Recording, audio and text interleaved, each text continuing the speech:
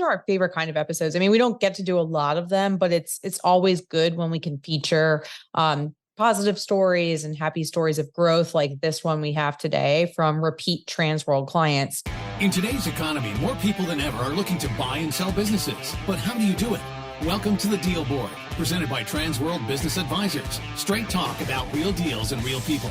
Listen to stories, interviews, and expert advice to help your business sale, merger, or acquisition process. Now, here are your business exit experts, Andy and Jessica. Hey, welcome back, everybody. And this week's Deal Board is a great episode. We love episodes like this where we get to talk to entrepreneurs and relay their stories so you could perhaps do what this great young couple has done. Yeah, these are our favorite kind of episodes. I mean, we don't get to do a lot of them, but it's always good when we can feature positive stories and happy stories of growth like this one we have today from repeat Transworld clients. So, Andy, you interviewed these, like I said, repeat clients of Transworld in Florida, right? Right. We have Ray and Sam Taylor and Samantha Taylor, and they are husband-wife team, and they have a young child actually named Mackenzie. Mackenzie. Yep. And they named their hauling company after it. But Sam and Ray have bought several businesses from us and continue to grow. And each time they kind of build their company to the next level. And it's really a great story because they're very humble people. And they just keep saying, oh, we don't know anything. We're not smart people. But, it's so funny. You hear that story from entrepreneurs that say, oh, we're not smart. Oh, we don't know how to do things. But it's, we always talk about that people have paralysis by analysis. These people don't. And I think it's a great lesson. And we've talked about before what a great opportunity there is for young people to go out and buy and grow businesses right now. Yeah, I think that's why we wanted to feature this story in particular. We've talked a little bit about, Andy, with the younger generations when we're looking at Gen X, millennials, Gen Z will be buying businesses soon. We've seen the research that those generations in particular are going to look for multiple businesses across their careers. And you and I both know starting a business from scratch is really hard. And giving yourself a jump start to buy a business, buy an existing business, maybe even grow your current business through acquisition, or like the Taylors did, maybe buy and sell different types of businesses throughout your career and lifetime. Yeah. And we've seen so many, I don't know what it is about family businesses getting together, right? So one of our previous episodes, we talked to the two brothers that have bought several businesses, landscaping businesses, Jeff and Jonathan, and they've done such a great job of growing their brands of landscaping, tree, blah, blah, blah. This company is similar, and they've done some hauling, they've done some tree things. They're going to tell you all about it. But, and it's funny, tonight I have a Zoom meeting with actually my dentist. And his two sons want to buy a business. They finally have gone through their 20s and they're getting up there in age. And they said, we ought to do something for ourselves. And we're seeing that more and more, right?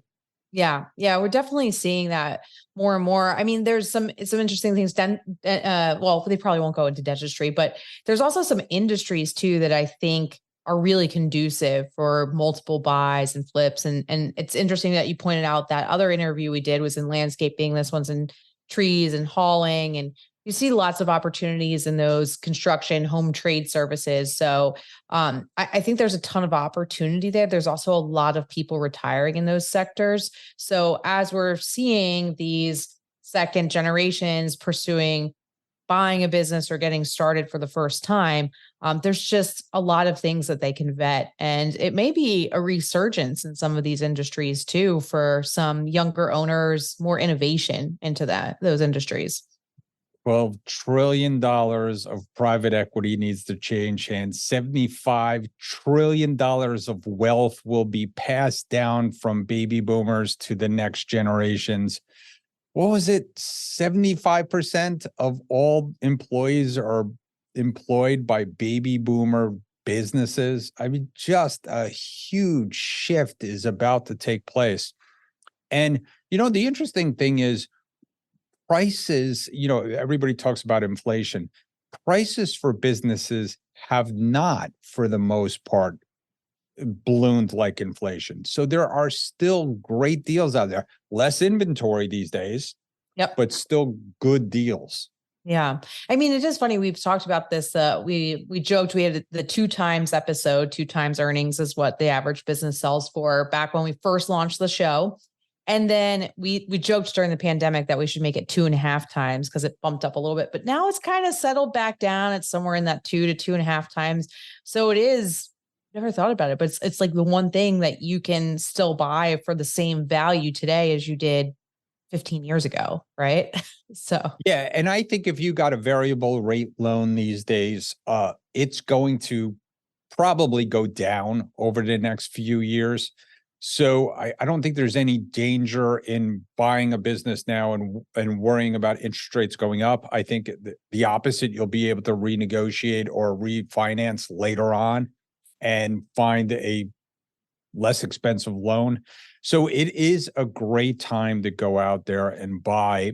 And what we love about these stories, again, is that it will give you a kind of blueprint. And it'll, now I'm not suggesting, you got to listen to this story. It's a great story, that you do things like go long on credit cards. And I mean, those are scary things.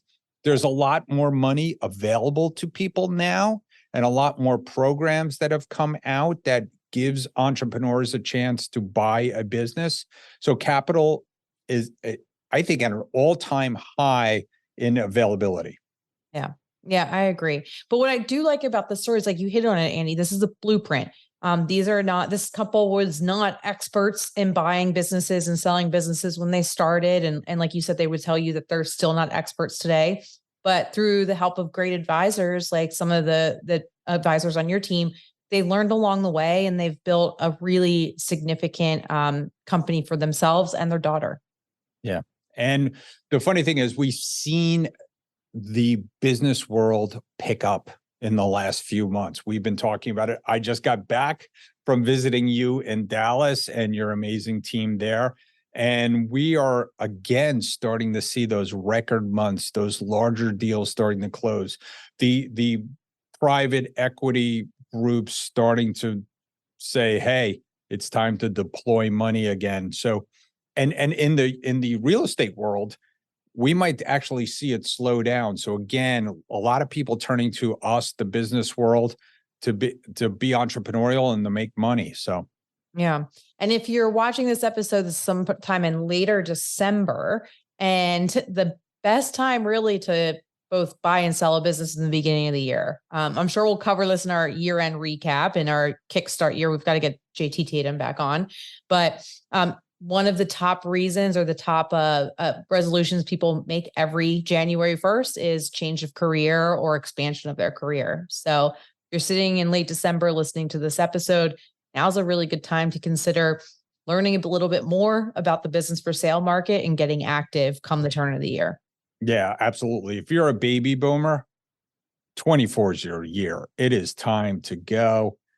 Technology, if you are not going to invest major dollars into new infrastructure, new technology, if you're just sitting on your business, just milking it, I think that road's going to end for you. So I think if you're not going to do it yourself, you need to get a younger generation, someone in there that's going to do it. And it's time. It's time to sell. And yes, you're absolutely right. It'd be great for you to have your business packaged and on the market while people are fulfilling that New Year's resolution. Yeah. Well, let's jump into the story of the Taylors. I think it's a great learning lesson. It's always fun to feature successful entrepreneurs that have worked with Transworld, and we want to thank them for being on the show. Yeah, it's a great episode. Enjoy. Transworld Business Advisors is the world's largest business brokerage and mergers and acquisitions firm, with over 500 brokers in nearly 200 offices worldwide. Transworld's team handles thousands of business sales every year. To be connected with a qualified business broker or learn more about the buying and selling process, visit tworld.com/the deal board or call 888-719-9098. Hey, Andy, do you know what time it is? It's time for our deal of the week. Deal of the week. Sold. Hey, welcome back, everybody. It is Deal of the Week, and we have a great deal. We have Simon Padilla from Transworld Business Advisors of Atlanta, Peachtree, and he just closed a really nice deal in the healthcare industry. We were talking a little bit about it before we started, and I said, hold up, you got to tell the story to our audience. So, Yep. Solomon, welcome. Thank you, Andy. Thank you for having me. So tell me about the deal. Sure. The deal is we had a healthcare company come to us last year, February of last year. It was a total of 14 months marketing agreement to close. This healthcare company, they work out of Medicaid waivers, about 98% of their revenue.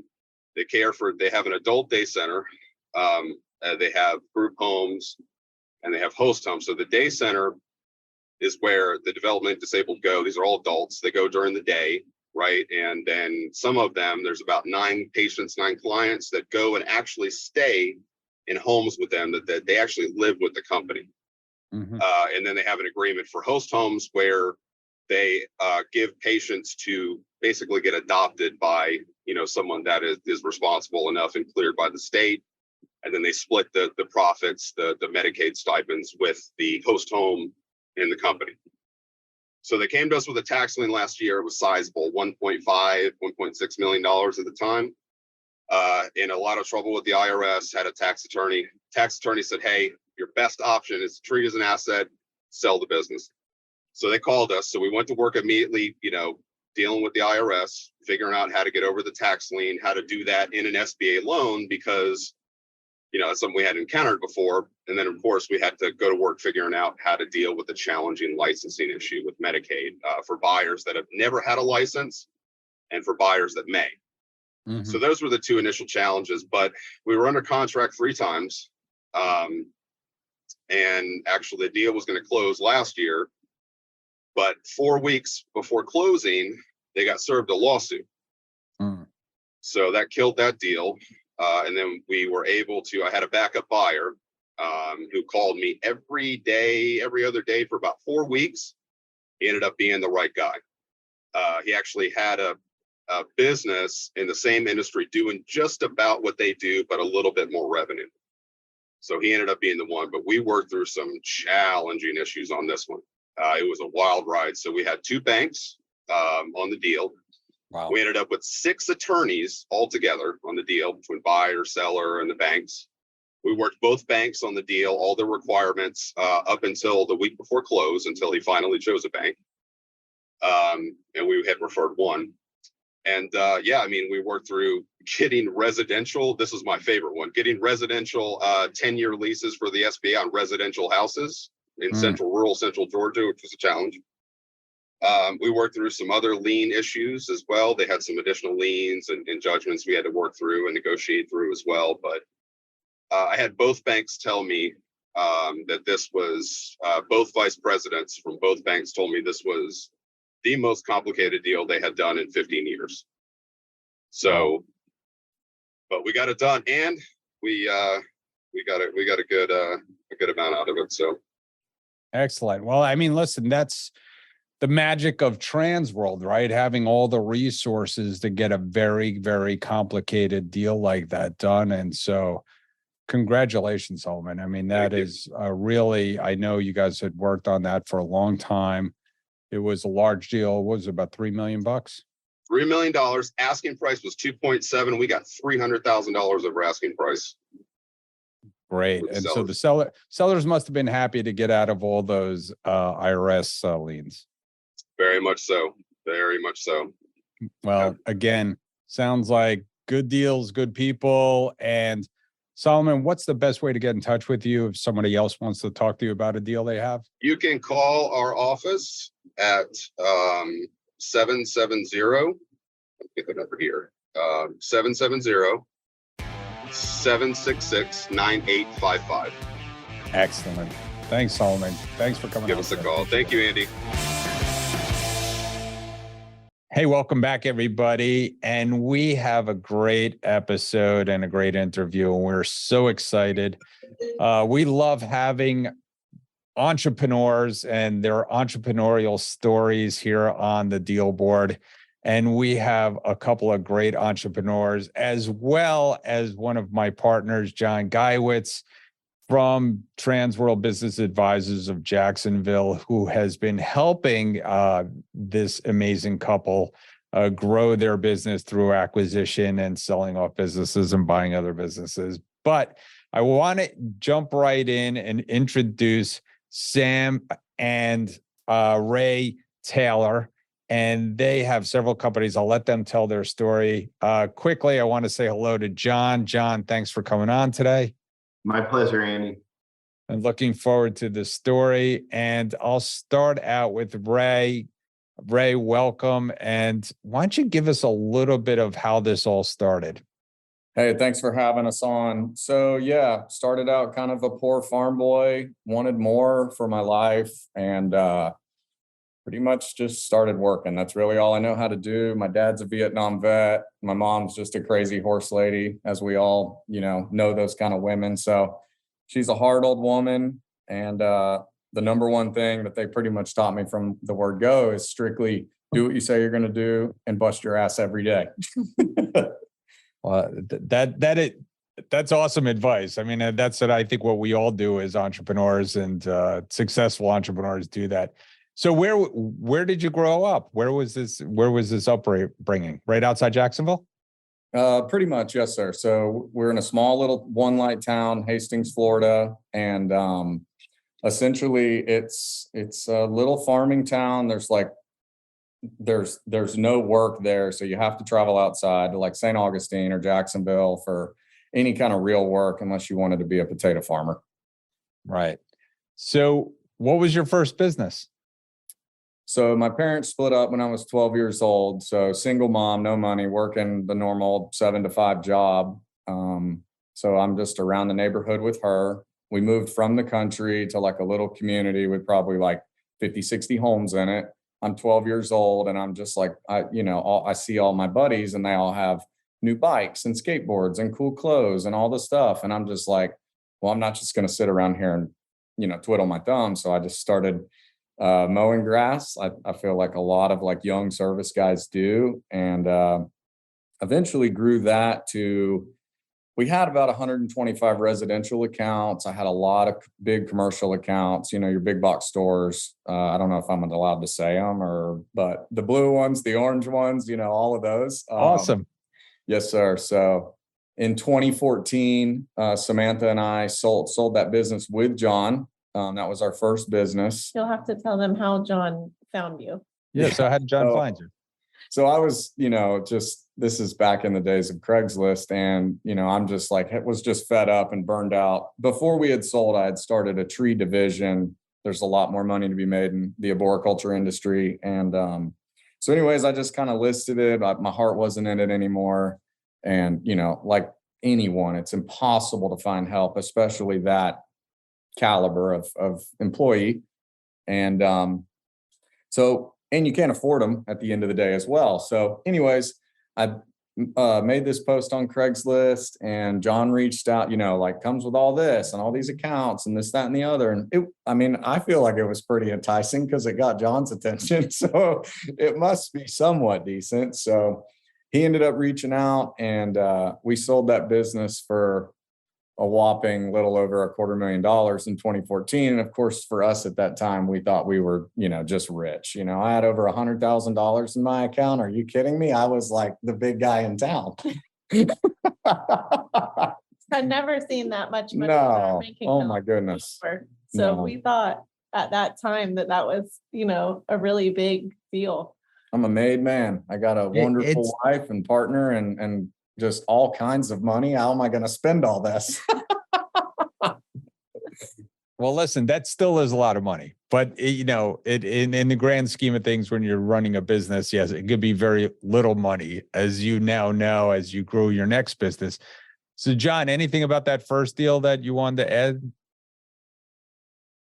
Yes, I think that was the first, in that experience, Ray learned the lesson of we've got to keep some books and records in order to create man, I totally skipped right over that. But we got it done because a lot of hard work and I'll tell you something else. One of Ray's secret weapons is Sam, because when you ask her something, if I tell Sam, I always make fun when we're in the middle of a deal. If it's taken more than 20 seconds for me to get it, I start to get concerned. So a lot of it has to do with their teamwork. Absolutely. Sam is definitely the yin to my yang. And without her, I owe it all to her, because, she's the one that really puts the icing on the cake. So I couldn't do it without her. When we did that first deal, we had just were kind of seriously dating. I actually had another job at the time. And so once I came on and started helping with the books after that first deal, we got everything in order. But it was a trials and tribulations getting there. Absolutely. All right. So tell me about what happened next. I mean, you sell that business, you have a couple $100,000 to spend all of a sudden, or at least 100. And so how'd you build the next business? Yeah. So before we sold the lawn maintenance landscaping company, like I said, we started in the arboriculture industry. So I was transitioning from the lawns to the tree world. I keep saying arboriculture, that's tree work. I apologize. So it's okay. Anyways, it makes you sound smart. That's right. Very passionate about that. I became a certified arborist. I became a Class A CD driver, became a certified crane operator, track qualified, all of this stuff. And the arboriculture industry is that it is left or right, and there is no in between. You have real tree pros, certified arborists, board certified master arborists, people that eat, sleep, and breathe tree work. And then you have Half Price Harry, who is ruining the industry. So, right.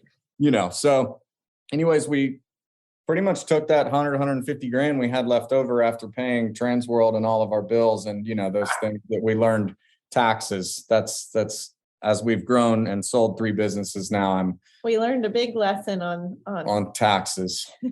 Yeah. So we're getting better at that as well. So, but yeah, so we took that business and we sold that.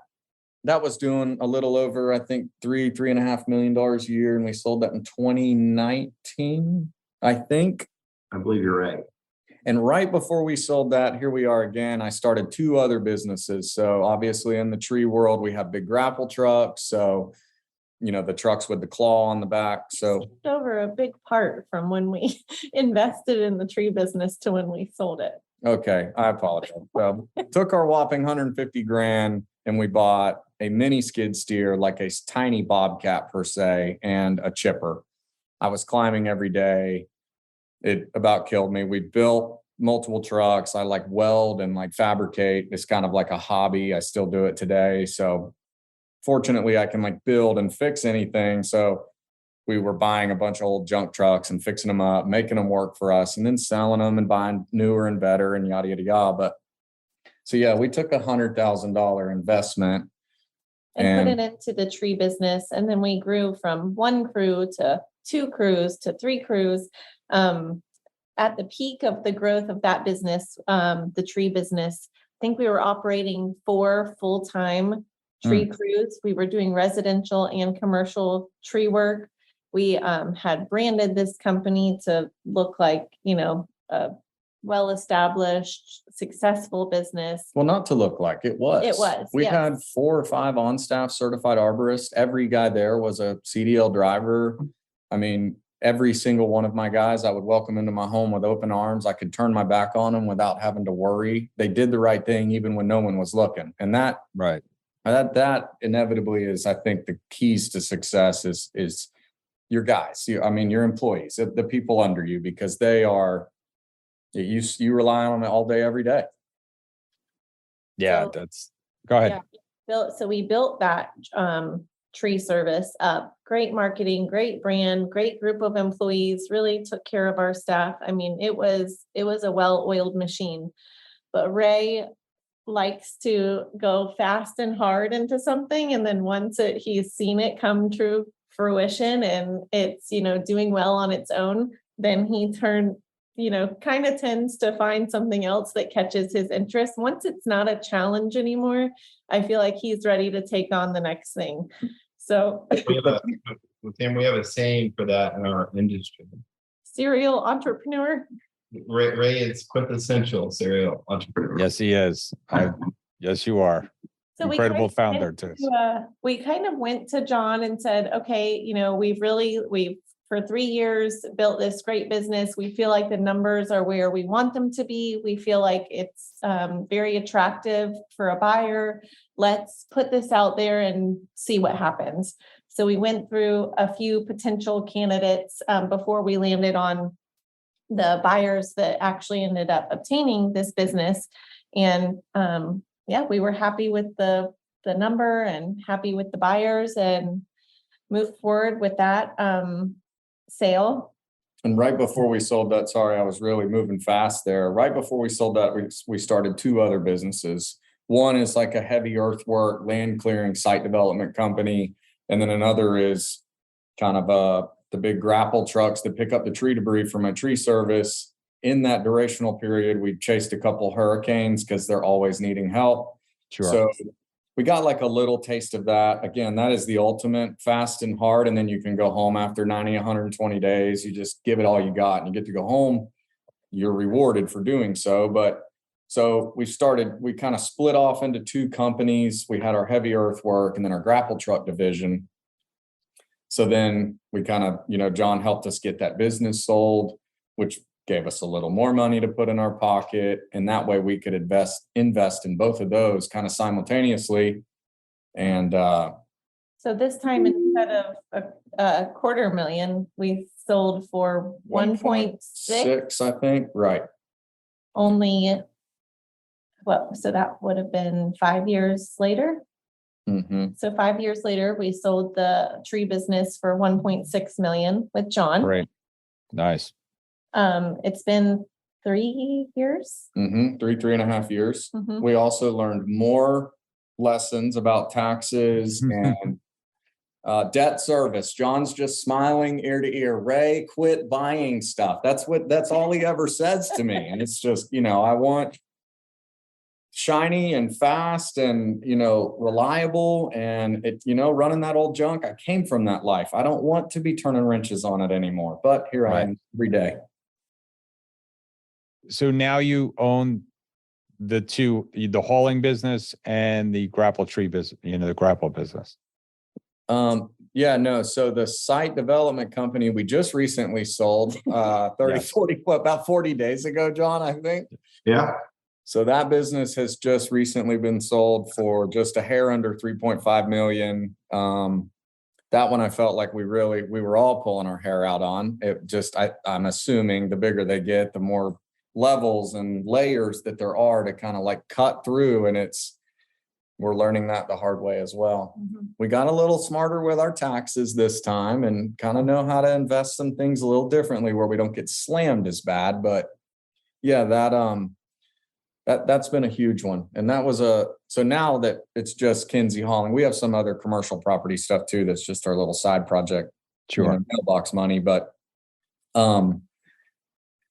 it running the 2 simultaneously definitely is difficult, and heavy equipment, specialized equipment, the level of competency level for the employee is there's a lot there. There's a lot of layers to try to find the right guys, and they're expensive. And of course, in today's world, everyone's looking for bottom dollar, and it's hard to get quality with bottom dollar. So that getting that business off of us has been a breath of fresh air, to be honest, for our family life. Like, we have 2 children. I take my son to school every day now. I don't have to travel as much. So it's been, monetary, value aside, it's been like a massive, like, mental stress reliever getting that second one gone. But, listen, it's amazing story. This is like American dream kind of stuff. And congratulations, both of you, for all your hard work. I think you said it best in the beginning that, you show up, you do what you say you're going to do, and you work your butt off. And obviously you've done that 3 times over. and were able to build a business and sell it. John, what else do you see, in some of these deals that you might want to mention? Sure. Yeah. So, well, obviously the next question is how long till we sell your next business? I wasn't going to ask that. We're working together constantly. One of the things that I think is important here is that Ray, Sam, and I have stayed in contact throughout the years and actually doing evaluations along the way. I'm trying to provide guidance wherever I can to help them groom the businesses to reach the maximum amount when it is time to go to market. And I hope I have the honor to do that with you guys on the next one, no matter how many years it is from now. Absolutely. Yeah. Absolutely. I think there's some great lessons here too. I mean, you just heard it in the stories, everybody who's listening, between proper bookkeeping and understanding taxes and understanding debt service and understanding, you didn't say it, but I'm sure there was some accumulated depreciation that you had to pay ordinary income on instead of capital gains, which turned out to be a tax bill. And, those are things that you might eventually have to manage with big equipment. But I think the other thing is, Ray, obviously, whatever industry you dive into, you've decided to become an expert. And we talk about that all the time, is to continue getting educated in different things. I mean, whether you became a CDL driver or you just learned to be an arborist and all those things. I mean, I think it's incredible, the tenacity. If you're listening to this, Ray and Sam are still young people. So maybe not as young as when they first started, but 33 and sold his first business at 24. That's amazing. That's, it's great stuff. And, that's what our listeners are listening to. How do I get started? If you were to give anybody advice on, even as a couple, about, buying a business or, starting a business, what would your advice be? I know mine, but I'll let you go first. Do what you say you're going to do, and do not overpromise and underdeliver. Like that is, I feel like, everything. If you say you're going to do something, you better do it. Even if you're going to lose money or, your reputation is so important. It is imperative. Yeah. I would say the biggest thing that I've taken away from starting from the bottom to where we are now, and if this is a young entrepreneur listening, the most important thing I would say is that it is expensive being poor.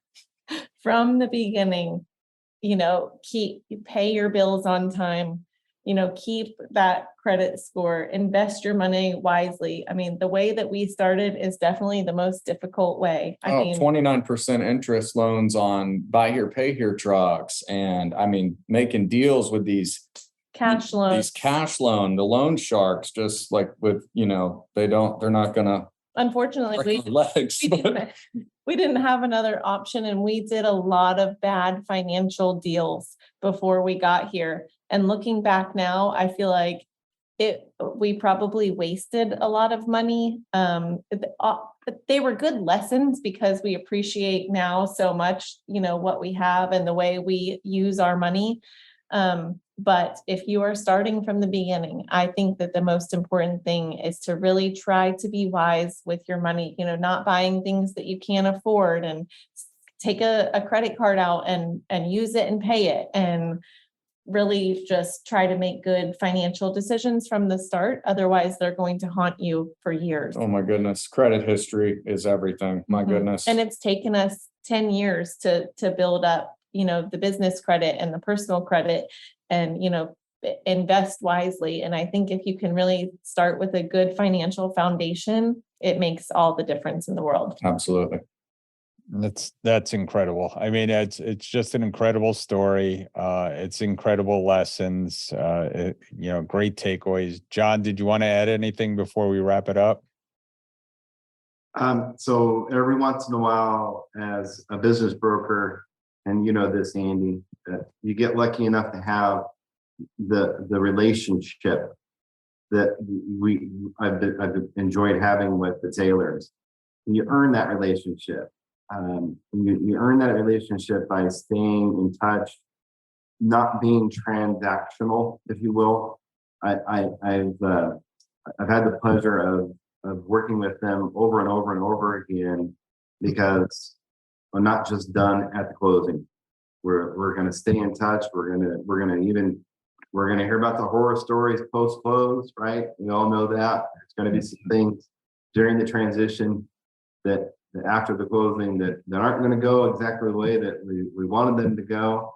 So I would say that sticking with building the relationship with your buyers and sellers, and having the opportunity to work with great people like the Taylors, just I've been amazingly blessed to be involved in with you guys the whole way. And John, we appreciate you so much. I was going to say, we feel the same way. Absolutely.